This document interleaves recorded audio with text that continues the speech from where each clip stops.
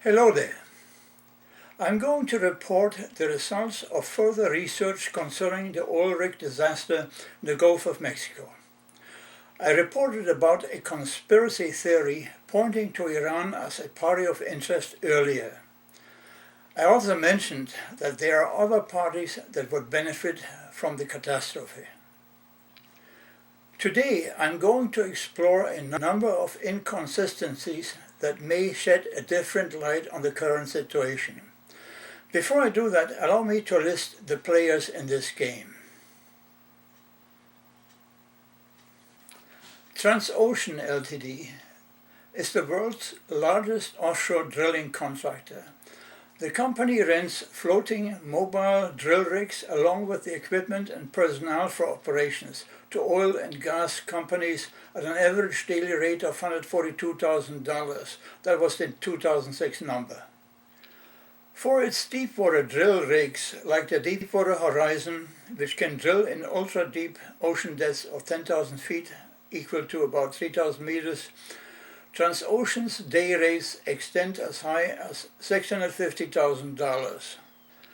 Transocean employs over 25,000 people worldwide and has a fleet of 139 offshore drilling units and 3 ultra-deepwater units under construction as of April 2010.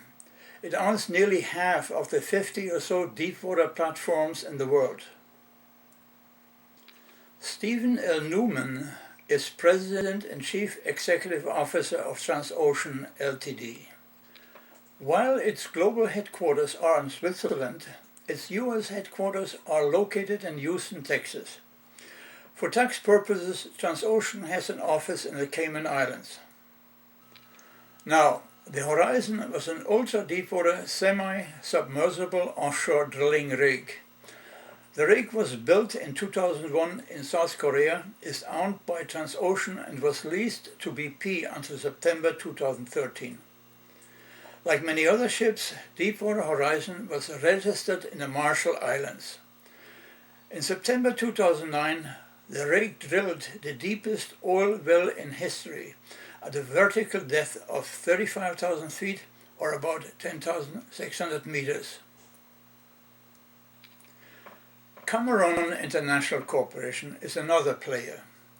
It is the manufacturer of the blowout preventer that was used at the Deepwater Horizon rig, operated by Transocean. I'll discuss it in a moment. In April 2008, Jack B. Moore was appointed as Cameron's president and CEO. Sorry for the small picture. Apparently Mr. Moore is afraid of showing himself to the public. I wonder why. Oh, and the company is located in Surprise, Texas. Houston, Texas, to be precise. Halliburton is the world's second largest oilfield service corporation with operations in more than 70 countries. It has hundreds of subsidiaries, affiliates, branches, brands and divisions worldwide and employs over 50,000 people. Its U.S. offices are located in Houston, Texas. David J. Lazar is Halliburton's chairman, president and CEO. He lives in Dubai, United Arab Emirates, where the company established its global headquarters. Halliburton plays a special role in the Deepwater Horizon disaster as it is directly linked to the failure causing the spill. Information has been surfacing in congressional hearings in Washington pointing to problems with the casings that were put around the borehole in the seabed and the cementing that is critical to sealing it up. Indeed, in 2007, a study by the U.S. Minerals Management Service ascertained that cement around the drilling pipe was the single most important factor in 18 out of 39 well blowouts in the Gulf. When cement develops cracks or doesn't set properly, oil and gas can escape, ultimately flowing out of control. It is noteworthy that Halliburton was also the cementer on a well that suffered a big blowout in 2005, I believe, in the Timor Sea of Australia. However, Halliburton claims that at the time of the incident, well operations had not yet reached the point requiring the placement of the final cement plug, which would enable the planned temporary abandonment of the well, consistent with normal oil field practices.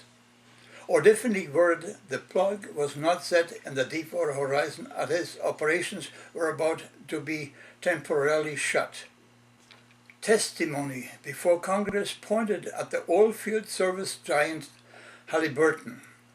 The one thing we know with certainty is that on the evening of April 20, there was a sudden catastrophic failure of the cement, the casing, or both.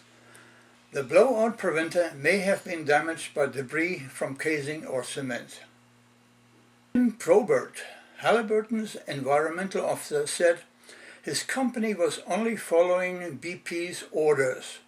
Oil rigs don't explode as a result of a cement job, he added, and I agree.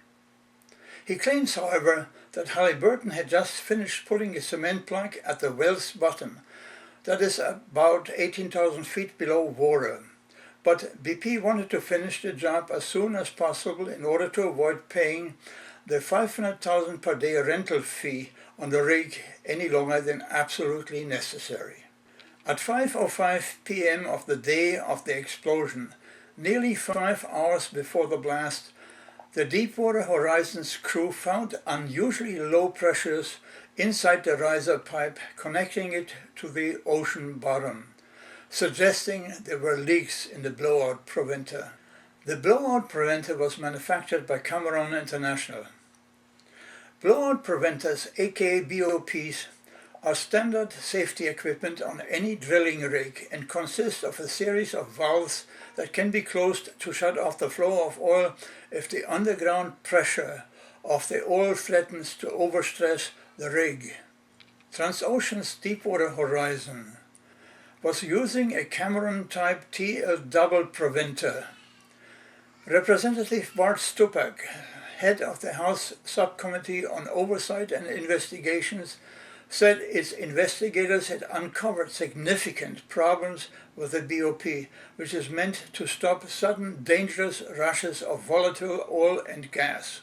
However, he added that a 2001 report by Transocean indicated there could be as many as 260 failure possibilities in the equipment. The committee was also told that the BOP had been modified, making it difficult to operate after the accident. Now, follow me for a second. We have 3 facts that give me problems. First, we have a defect in cementing. Second, we have a complete failure of the blowout preventer, including all built-in backup features. What is the probability that both events happen at the same time? But then, and third, we have an explosion neither caused by the faulty cement plug nor by the BOP failure. So, here is my question. Was there intelligent design behind this disaster? Maybe you understand now why I named Iran as a party of interest, a hostile country that benefits from crippling US oil production. But then there are other beneficiaries too, the Republicans, just to name one. The same who now claim that the Gulf oil disaster is Obama's Katrina. Really? Let's see now. Who was Halliburton's president? Oh yes, Dick Cheney. Who claimed Iraq had weapons of mass destruction? Oh yes, Bush and Cheney. And who started the war with Iraq impervious to the fact that it would kill thousands of our soldiers, only to give oil companies the chance to get back into the Iraq oil business? Oh yes, Bush and Cheney. And yes, Exxon and Shell got the drilling rights contracts with Iraq. And yes, big oil was highly profitable during the Bush years, remember? Meanwhile, we have to deal with an environmental disaster that has no precedence.